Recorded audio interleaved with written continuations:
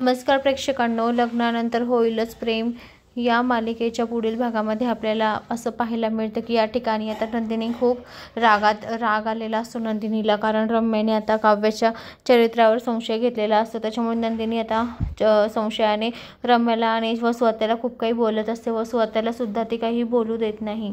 आता नंदिनी जीवाला सांगत असते, मला माझ्या बहिणीवर म्हणजे काव्यावर खूप मोठा विश्वास आहे, तिच्या चारित्र्यावर बिलकुल विश्वास आहे। तेव्हा आता जीवा म्हणतो आणि तो विश्वास खोटा ठरला तर?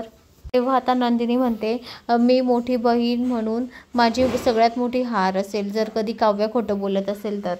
तेव्हा आता मानिनी आणि विक्रम हॉलमध्ये बसलेले असतात। तेव्हा आता विक्रम म्हणतो, नंदिनीने जे केलं ना ते योग्यच केलं, कारण वसू पण खूप काही बोलत होती। रम्यासुद्धा त्या दोघी बहिणींना जेव्हापासून लग्न होऊन आल्यापासून त्यांना टोमणे मारतच होते। तर आता वसू आता 2 बॅगा घेऊन बाहेर आलेली असते। वसू आता त्या दोघी बॅगा आपटत ठेवते आणि म्हणते, मी आता हे घर सोडून जाणार आहे।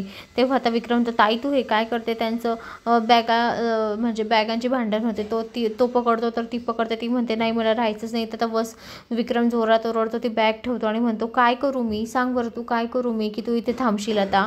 तेव्हा आता वसू मात्र म्हणते की तुझ्या नंदिनीला म्हणजे तुझ्या मोठ्या सुनेला माझ्या रम्याची नाक घासून माफी मागायला लाव। असं म्हणताच आता काव्याला आणि नंदिनीच्या पायाखालची जमीन सरकते। त्या दोघींना खूप मोठा धक्का बसतो।